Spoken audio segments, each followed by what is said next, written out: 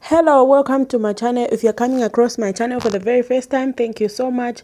Please may you consider subscribing, and to my returning subscribers, you guys are amazing. I love you so much and I hope we are all doing fine. So in today's conversation is about this viral video of a black woman who came on TikTok to share her disappointment with her fellow black ladies who were making fun of her hair. Knowing fully aware that this is Black History Month, she did not expect this from her community. Anyway, let's jump into the video. I will catch you at the other side. But before we do that, please keep it in mind that this channel does not support any form of violence, hate speech, or bullying. We only share information for education purposes. So let's jump into the video.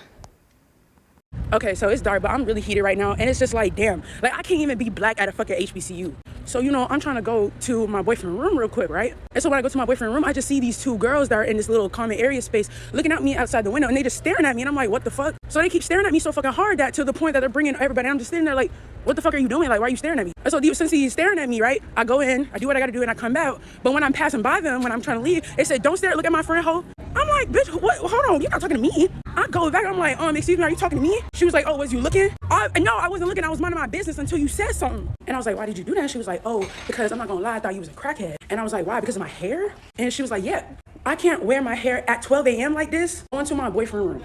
Okay, this school is so fucking mean. But I'm really heated right now, and it's just like, damn, like I can't even be black at a fucking HBCU.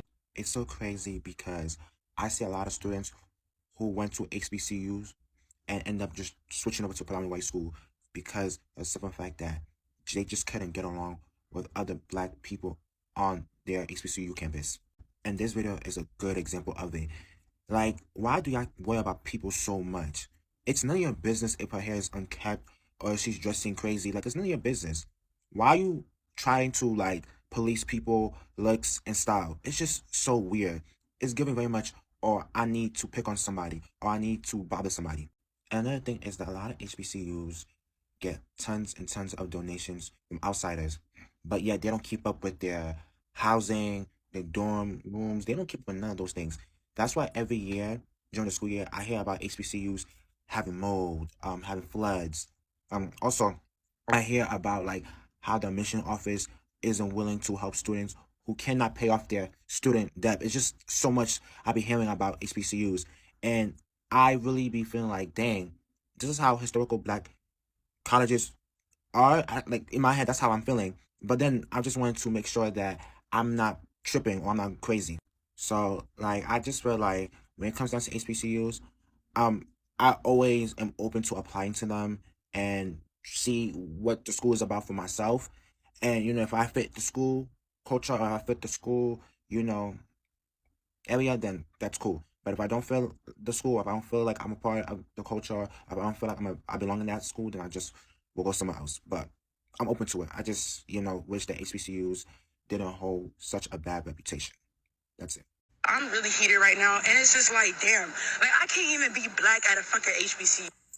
All right, so unfortunately, I think this young lady, not unfortunately, but I think this young lady just learned a lesson of don't come out the house looking any type of way, right? You are so beautiful, but don't piss me off. So if y'all don't know, the girl in the first video was going to her boyfriend's dorm at 1 in the morning. And when she went in the building, it was these two girls looking at her, and she was looking back at them because they was looking at her, and they ended up saying something rude to her, but it was because they thought that she was a crackhead because of her hair, which is crazy to me. And that's what prompted this other woman that stitched her video to say what she did, which is so weird because these stipulations are only put on black women. Only put on black women. And in this situation, to be more specific, black women with 4C hair. If anybody with a looser curl pattern or with wavy hair or with straight hair did that same thing, nobody would bat an eye. Having that mindset feeds texturism, respectability politics, and anti-blackness. It's more hurtful when it comes from people in our own community because y'all know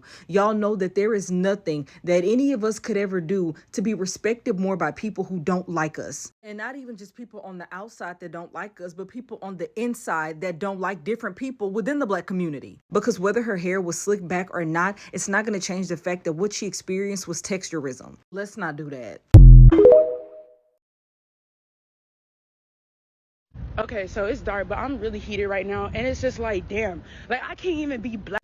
Y'all are gonna have to realize that slavery wasn't just that long ago, and the mindset of most black people is very much slave mentality. And the way that your hair was is not a bad thing. It's just because those black people have been programmed by the outside to think that their natural state is not good enough, so they go spend thousands of dollars on wigs to cover up their hair. They're doing everything possible to prove to the outside, which is the white world, that they are acceptable. Even if you go to a HBCU, 9 times out of 10, it is named after a white individual who is connected to slavery in some shape and form. Not many of the HBCUs is truly named after black people. If you making fun of any black woman's hair like this and you wear a wig, you hate yourself as a black woman and you don't really love yourself. Like I can't even be black at a fucking HBCU. You know, I love being black. Got 4 black grandparents, boyfriend's black, most of my friends are black. I love talking about being black. I just love being black so much. But I just personally feel like I was not made to go to HBCU. And I feel like one of the biggest reasons why I was just unable to do that is because I feel like in the black community, there's a big emphasis on, how you look. And I'm not talking about, facial features or skin tone. I'm talking about, hair, clothes, bags, things like that. This elitism and classism that happens when black people are together just baffles me and confuses me a lot. And I just feel like if I went to an HBCU, it would just be high end, and I just couldn't handle that. I'm sorry. Like, for example, I have locks. You know how people be acting in the lock community, right? So I showed this group of black men my starter locks. And keep in mind, I like shorter hair as well. At this time, I was really eager to have locks. So I show these black men who have locks that are to their ear or down to their shoulders. And they all made fun of me. Not one of them said, oh, they look good, or, keep it in there, that ugly stage is really bad. Nobody cheered me on. They're just like, you look bad, you look horrible, I would have waited, I would have personally done something different. What? And at that time, I had a skinfolk and kinfolk moment because I'm like, how are we both black? I made this group specifically for black people at my school, and they're going to sit over here and make fun of me because of how I look. Crazy, I'm sorry. And it wasn't even how I looked unpresentable.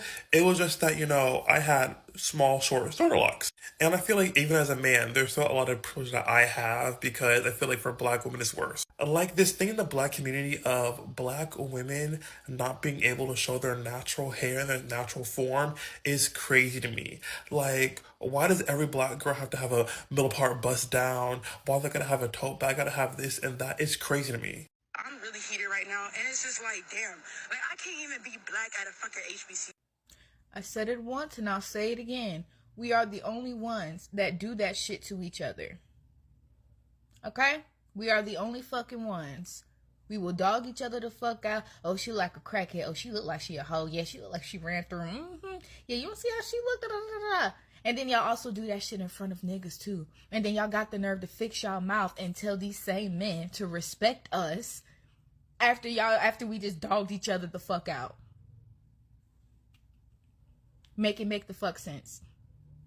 We set the tone, ladies. We set the fucking tone. And until we stop all that gossiping, downing each other, and trying to make each other look and feel bad about each other, about ourselves, please expect the men to continue to do it.